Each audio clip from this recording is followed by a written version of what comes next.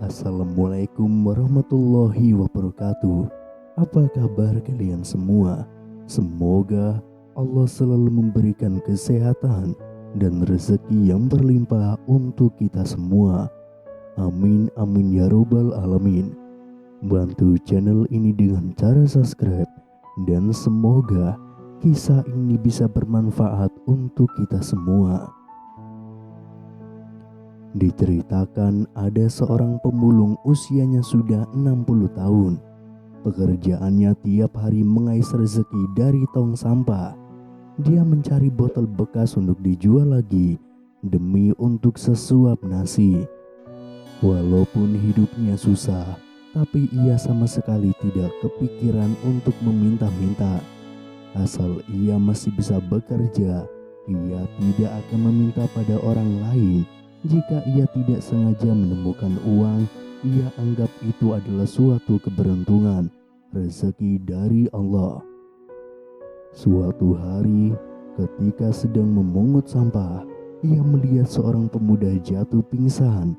Pemuda itu terlihat seperti kesakitan. Ia tidak tahu terkena serangan jantung atau apa, tapi mukanya sangat pucat, badannya tidak berhenti bergetar, dan tidak berhenti mengeluarkan keringat. Ketika ditanya, pria itu kesulitan menjawab, dan tanpa pikir panjang, ia langsung memikul pemuda itu ke puskesmas terdekat. Setelah diperiksa, dokter berkata bahwa lambungnya bocor. Untungnya cepat dibawa ke sini, kalau tidak bisa membahayakan nyawanya.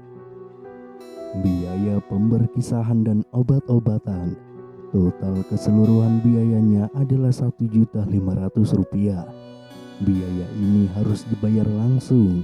Namun sementara pemuda ini masih belum sadarkan diri.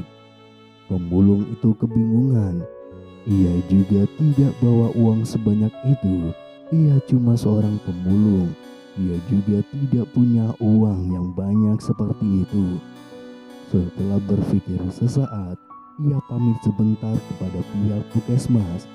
Ia bergegas pulang ke rumahnya, membongkar seluruh uang yang ia punya di dalam tabungan. Semuanya uang kecil dan koin-koin, uang puluhan ribu, tidak ada beberapa lembar. Ia tidak punya waktu lagi untuk menghitung satu-satu. Semua ia bawa ke puskesmas. Untungnya uangnya cukup. Bahkan ada kelebihan sebanyak Rp30.000. Uangnya sisa Rp30.000. Ia sudah cukup senang. Setidaknya ia tidak akan kelaparan untuk beberapa waktu. Sementara si pemuda sudah mulai sadarkan diri. Ia bersyukur dan sangat berterima kasih kepada si bapak pemulung karena sudah membawanya. Apalagi setelah mengetahui pemulung itu mengeluarkan seluruh tabungan miliknya untuk menolongnya. Ia merasa sangat terharu dan tidak percaya. Setelah diperbolehkan keluar dari puskesmas, ia mencari keberadaan pemulung itu. Ia ingin mengucapkan terima kasih padanya secara pribadi. Jika bukan berkat pertolongan darinya, mungkin nyawanya sudah melayang di jalan. Ketika ia menemukan pemulung itu, ia memberinya segepa uang tunai senilai 50 juta sebagai tanda terima kasih. Namun dengan marah, pemulung itu menolak. "Saya menolong kamu bukan demi uang. Saya tidak mau uang kamu. Bawa pulang sana." Pemulung itu pun pergi begitu saja. Biaya pengobatannya pun tidak ia tagih. Setelah pergi, pemulung itu sedikit menyesal. Uangnya hanya tersisa Rp20.000 saja. Apa harusnya ia terima saja uang itu? Sekarang ia tidak punya apa-apa lagi. Ia hanya bisa terus mengait sampah, mengumpulkan kembali uangnya sedikit demi sedikit. Hanya dengan berpikir seperti itu, ia baru tidak sedih lagi. Keesokan harinya ia kembali memungut sampah seperti biasanya. Siapa sangka baru melihat ke dalam tong sampah, Matanya tiba-tiba bersinar. Ia melihat ada beberapa lembar uang pecahan 10.000 rupiah. Ia melihat ke kiri dan ke kanan, sepertinya tidak ada yang melihat.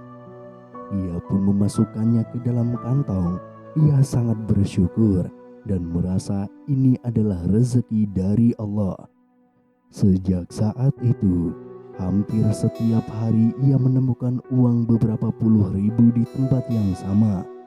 10 tahun pun berlalu, sudah tidak terhitung lagi berapa uang yang telah ia temukan di sana. Jumlahnya mencapai puluhan juta. Uang yang ia dapat dari menjual botol dan sampah plastik sama sekali tidak bisa dibandingkan dengan itu. Usianya yang sudah tua dan sakit parah yang dideritanya membuat ia tidak bisa memungut sampah lagi. Sebelum kepergiannya, seorang pria berpakaian jas dan berdasi datang ke rumahnya. Pria itu adalah pemuda yang ia tolong selama 10 tahun yang lalu.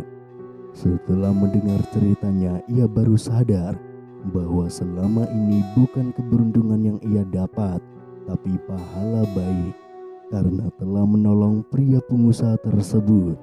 Setelah mengetahui keberadaan pemulung tersebut, muka pemulung itu penuh dengan senyuman dan matanya meneteskan air mata. Sebelum meninggal, kalimat terakhir yang diucapkannya adalah, "Orang baik pasti akan dapat pahala." Pemulung itu tidak punya anak, juga tidak punya sanak saudara. Pria pengusaha itu kemudian mengatur pemakamannya dan menuliskan di batu nisannya, "Orang baik pasti dapat pahala. Berbuat baik tidak perlu alasan. Hargai kebaikan orang, maka kamu akan selalu diberkati." Pemakaman pemulung itu dihadiri oleh beberapa orang yang pernah ditemuinya di jalan, termasuk beberapa tetangga yang mengenalnya baik.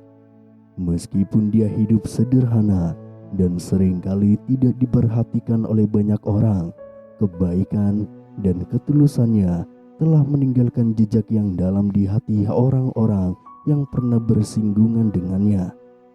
Pria pengusaha yang telah memberinya bantuan sepanjang hidupnya merasa terpukul oleh kepergiannya. Setiap kali dia melihat ke batu nisan yang membuat kata-kata bijak yang ditinggalkan oleh pemulung itu, dia teringat akan perjalanan hidupnya dan bagaimana sebuah kebaikan sederhana dapat memiliki dampak yang begitu besar. Seiring waktu berlalu, cerita tentang pemulung baik hati itu tersebar di kalangan masyarakat. Banyak yang terinspirasi oleh kisah hidupnya dan mulai melihat kebaikan dalam tindakan sederhana sehari-hari. Bahkan beberapa orang mulai gerakan sosial untuk membantu mereka yang kurang beruntung, terinspirasi oleh semangat dan kebaikan yang dimiliki oleh pemulung tersebut. Wallahu a'lam bishawab. Wassalamualaikum warahmatullahi wabarakatuh.